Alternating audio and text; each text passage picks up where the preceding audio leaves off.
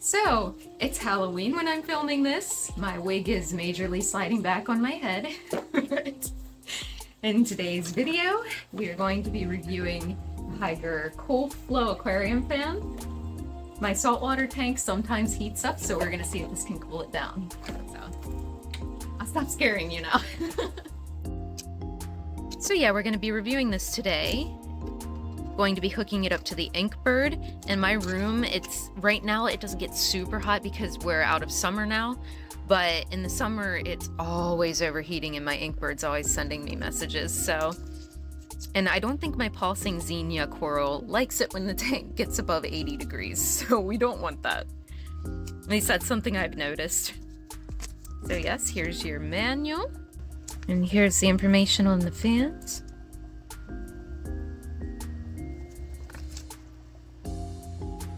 And here's the fans. Oh wow, these are a decent size. For some reason I thought they'd be a little smaller. So we got some good sized fans going on here. And like I said, this is the one that has 2 in it. I believe you can get up to 3.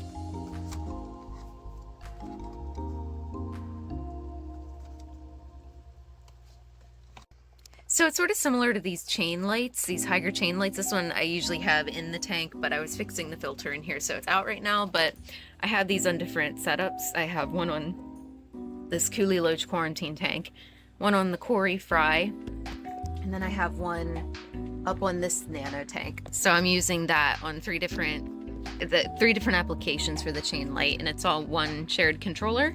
And that's sort of like what you can do with this too. You can either use them all on one bigger tank, or you can, like it says in the instructions, let me see here, or you can do it with like one controller with 3 different tanks. So it's sort of like that. And before I set these up, I want to just take a look at the fan itself. Like I said, this is a really good size. I don't know why I was thinking they'd be smaller, but yeah, you've got your on and off switch for the fan, on and off switch for the light, which we will take a closer look at.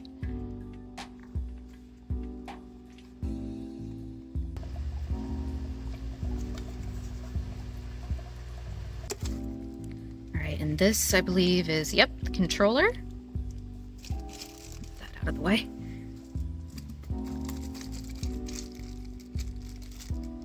And I think these are mounts for it. Let's see. And then the plug.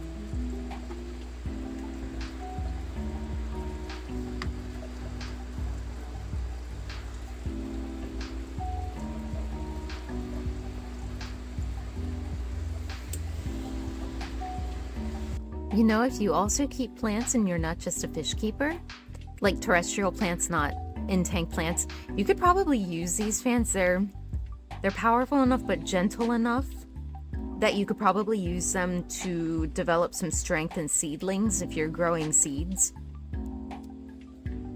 This little bit of breeze could just help them get some strength in their stalks.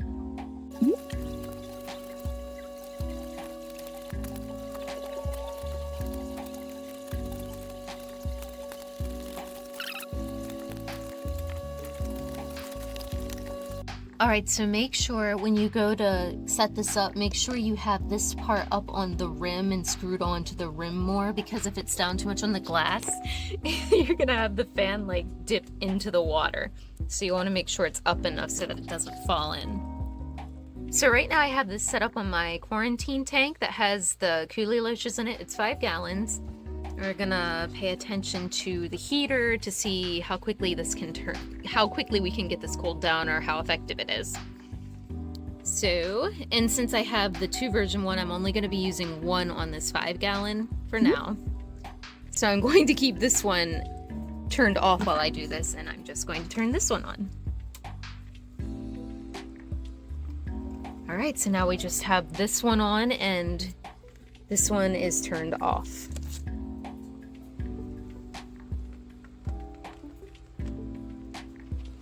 So let's see what we get. And now in a case like this where it's not hooked up to a controller, you could use the timer to decide how long you want it to be on. And for this test, I'm going to test it at 100%. Another function of this is you can swivel it. And I'm just gonna keep it right here.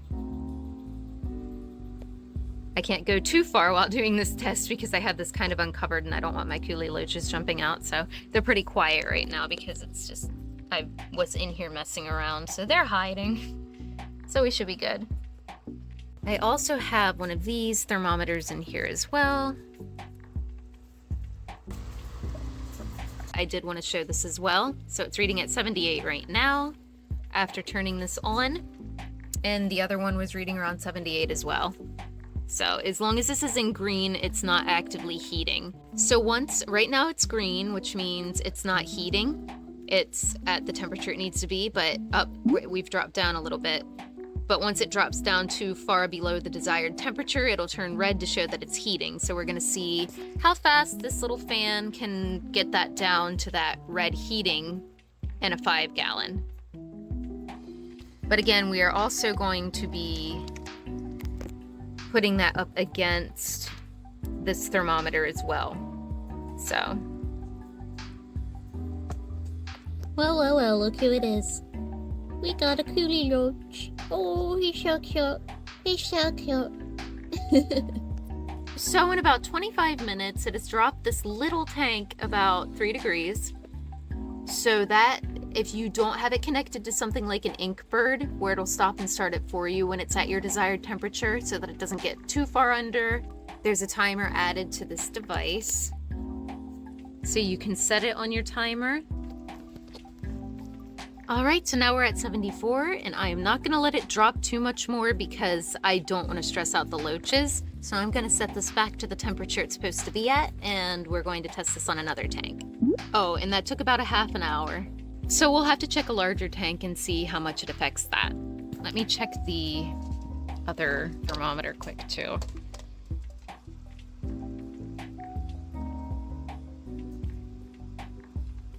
So there you go. All right, now we're making our way back up to 78 degrees and it is heating. So we will move on to another tank. All right, so right now my saltwater tank is a bit of a mess. As I mentioned, I have a slight dinoflagellate problem. Again, it's not terrible. It's significantly better than where it was last week. It's totally my fault that I managed to get them back, but I'm not going to focus on that in this video. I'm going to show you another way you can use these fans. Now this fan's going to be permanently right here. Let me see if I can, there we go, get out some of that blue light there. Now I have those there to keep the goby from jumping out, but this will be over this feeding hole and over the hole for where this piece goes in. And this top area is everything. Okay, this whole area is a mess. As soon as I'm done this video, I'm going to start getting this mess cleaned out. These cords are ridiculous and I need some organization here. It's more organized than it looks, but it's time to get this very organized. So anyways, so I have one fan here and then one's over here. However, in the winter, I'm probably not going to need both fans on this tank because it probably won't get too hot. But in the summer, I'm definitely going to have that one there. But this new light that I have, my pop bloom light for this tank, this gets pretty hot. Now, I just changed all my lighting settings because I had them way too strong for this reef tank and it made my zoanthids very angry. And it didn't help with the dino problem, so I just got a new program programmed into this. And it's not getting as hot, but I'm thinking I might put one of these up here just to aid the fan that's already in this light, just to keep it from getting too hot. And that's probably what I'll do in the winter, and then I'll reassess come summer. But it's going to be very convenient to have both of these fans. Now in a larger tank, I mean, one fan is probably going to be enough for this tank on its own, but on a larger tank, you can get a 3 version. I think I already mentioned that, but there's one that comes with 3 of the fans, so that would be good for a larger tank.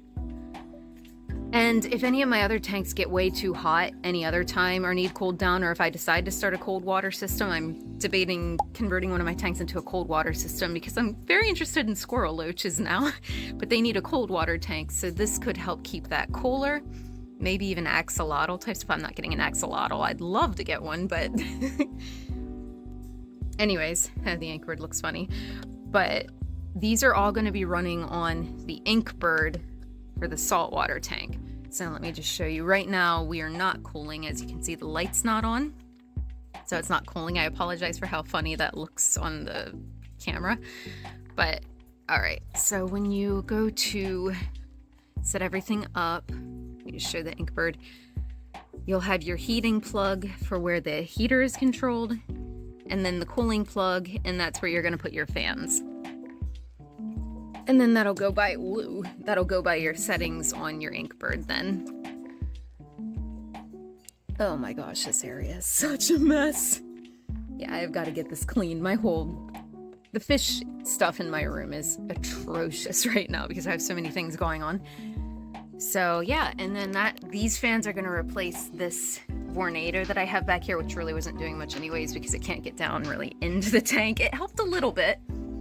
But I'm going to take that down, which will be good for that shelf, because then it won't be pushing on my nice Dollar Tree shelf. And it's a pretty heavy little fan, so, you know, it's a decent amount of weight on that. I might move that down to my sewing area. Or even on my plants, I don't know. That's not relevant to this video. And look what the pistol shrimp did. That in there is a piece of Xenia. He stole a piece of Xenia and it was in his hide. I should have gotten a video of it because it's gone now, but he like threw a piece of it out and it's stuck in the wave maker, so now I got to get that out when I go in to remove my dinos for the night. So or before I show you the final clip where that's actually running on the ink bird, because I have to wait for it to actually turn on, I'll just show you what else I have going on. I'm currently hatching some baby brine shrimp, and that's going to be for all of my tanks. In particular, here's the baby cories now. I have them moved over into this. Let's see if we can see any of them. Oh, there goes one. Let's see. I gotta clean this, don't mind the mess. Oh, there's 2. So, but yeah, the baby cories have been moved. Whoops, don't want that totally shut. I have to put some holes in here. But for now, I just have the lid popped open a little bit. And then right here, let me see if I can show you. I'm trying to culture Tigger pods in the dirty method. Dirty method. I might run another culture in a more clean environment and put them up against each other. I'm not sure yet. I'll get there when I get there. So, there's a few of them. There's not a ton of them in there right now because I didn't put the whole bottle of Tigger pods in. I still have a bunch of them in here. I'll probably put a few more in, but I'm going to put some of these in a separate culture and then a few more back in my saltwater tank. So yeah, I've been kind of divvying this bottle up into different tanks and then the 2 cultures. So that's what's going on with those. We'll see how well that works and we'll go from there. I might try the outside bin method at some point too.